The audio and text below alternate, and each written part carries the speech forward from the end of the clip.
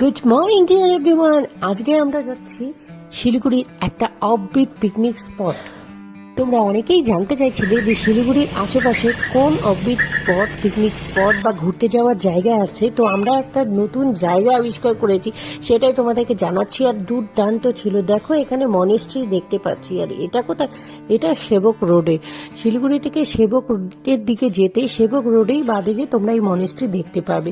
আর এই যে জঙ্গলে ঘেরা ফরেস্ট, এর ভেতরেই আছে বেঙ্গল সাফারি।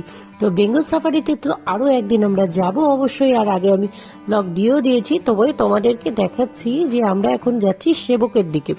তো সেবকের যে করোনেশন ব্রিজ আছে, সেই করোনেশন ব্রিজটা পেরিয়ে আমরা এই স্পটটায় যাব।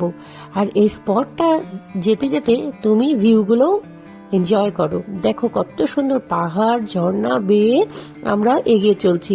আর শিলিগুড়ি থেকে মাত্র 45 মিনিটের দূরত্বেই এত সুন্দর ভিউ দেখা যায় যে কোনো জায়গায় আমরা পিকনিক করতে পারি, তাই না? পিকনিকের সময় তোমরা যেখানে যাও প্রচন্ড ভিড় থাকবে, তাই পিকনিকের এই ভিড় এড়াতে তোমরা চলে যেতে পারো নির্জন কোনো জায়গায়। আমরা বেশ কিছুদিন আগে গিয়েছিলাম, তো তোমাদেরকে সেই ভিউটা দেখাচ্ছি। বছরের যে কোনো সময় তোমরা যেতে পারো। আর আমাদের শিলিগুড়ির আশেপাশে সব জায়গায় তো সুন্দর। তো শিলিগুড়ি করোনেশন ব্রিজ পেরিয়ে 1 কিলোমিটারের মতো গিয়ে বাঁদিকেই তোমরা দেখতে পারবে এই নদী। এই নদীটা অসাধারণ লাগে, কারণ একদম পরিষ্কার জল আর পাহাড় বেয়ে জঙ্গল বেয়ে এই নদী চলে আসছে। তো এখানেই আজকে আমরা আমাদের পিকনিক করব। তো পিকনিক বলতে আমরা অ্যাকচুয়ালি আজকে রান্না বান্না করব না, আমরা জাস্ট ভিউটা উপলব্ধ করতে, আনন্দ করতে এখানে এসেছি। তো তোমরাও এনজয় করো আর দেখো জায়গাটা কতটা সুন্দর। এখানে তো প্রথমেই নেমে আমরা যেহেতু এতগুলো লোক গিয়েছিলাম আর বাচ্চারা তো জল পেলেই হলো, তো আমরা জুতো মানে সব খুলে জলে নেমে পড়েছি সাথে সাথে, কারণ এত সুন্দর জলটা। আর একদম ফাঁকা নির্জন, বেশ ভালো লাগছিল। একটা জায়গায় সেটা আপনাদের দেখাচ্ছি, দেখুন একদম কলকলে জল আর এইরকম পাহাড় দেখা যাচ্ছে। কোনো ভাবনা চিন্তা না করে আমরা নেমে পড়লাম জলে। আর জলে তো অনেকক্ষণ কাটালাম। আর তোমাদের আশেপাশের ভিউগুলো দেখাচ্ছি।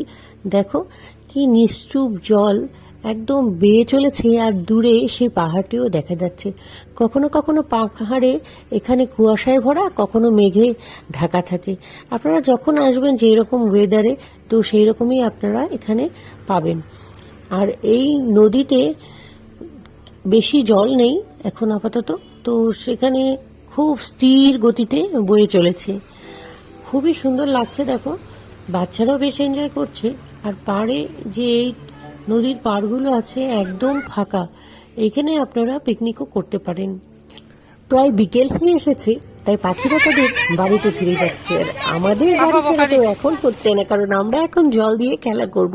তো দেখতে পাচ্ছ বাচ্চারা পুরো জলে নেমে গেছে আর ভীষণ এনজয় করছে, কারণ এখন তো এইরকম পরিষ্কার জল সাধারণত বাড়ির বা লোকালিটির কাছাকাছি দেখা যায় না।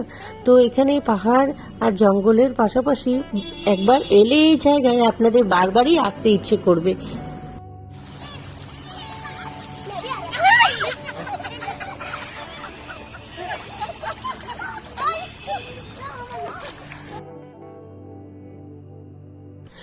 জঙ্গল হোক, নদী হোক বা সমুদ্র, এই নদীর পাড়ে চরের মধ্যে দেখো ওরা কাসল বানাতে লেগেছে, যে কার কাসল কার বাড়ি কতটা বড় হয়। তো এইরকম ভাবেই ওরা খেলছে। আর আমি দেখছি চারিদিকে জঙ্গল, এই না হাতি চলে আসে। তবে এখানে হাতি আসার অতটা ভয় নেই। তবে দেখো আমাদের এখানে সাধারণত শিলিগুড়ির আশেপাশে তোমরা যে কোনো বনাঞ্চলেই জঙ্গলে যাবে, সেখানে হাতির তো অবশ্যই দেখা মিলবে। আর পাহাড়ের কাছে সূর্যের আলো করে মেঘগুলো কি সুন্দর চকচক করছে। আর ওই যে জঙ্গলের ভেতর থেকে দেখো একটা সরু নদী বেয়ে এসেছে, দুটোর জল দুটো একদম আলাদা, দেখতে পাচ্ছ নিশ্চয়ই। আর আমি দৌড়ে দৌড়ে যাচ্ছি ফটো সেশন করব বলে, কেউ একটু আমাকে ফটো সেশনই করে দিচ্ছে না। এই ভেবে ফটো তুলতে বসে পড়লাম। আর এদিকে দেখো রাহির পাপা রাহিকে ধুইয়ে দিচ্ছে, কারণ একদম পুরো মাটি মেখে গেছে পুরো। তাও এদের খেলা চলছে না, প্রায় সন্ধে হতে লাগলো। আর এদের ডান্সও চলছে সেই বরাবর। আর এটারাই কি ডান্স করছে বলো তো? আর এই ডান্সটা এখানে করার একদমই জায়গা নয়, তবে এদের কথা দেখো, এরা কি ডান্স করছে বলো তো দেখি। এই জঙ্গলের ভেতর দিয়ে ট্রেন চলাচল করে, আর সেই ট্রেনটি দেখো একদম জঙ্গলের উপর দিয়ে যাচ্ছে, আর জঙ্গলের ভেতর দিয়ে এই ট্রেনগুলো যাওয়া আসা করে। আর এখানে ভীষণ আনন্দ হচ্ছে আমাদের। তবে তো এখন বাড়ি ফেরার পালা। আর তোমাদের কেমন লাগলো এই জায়গাটি অবশ্যই কমেন্টস করে জানিও। ভালো লাগলে অবশ্যই সাবস্ক্রাইব করবে। আর দেখা আছে পরবর্তী ব্লগে। খুব ভালো থাকো, সুস্থ থাকো, টাটা।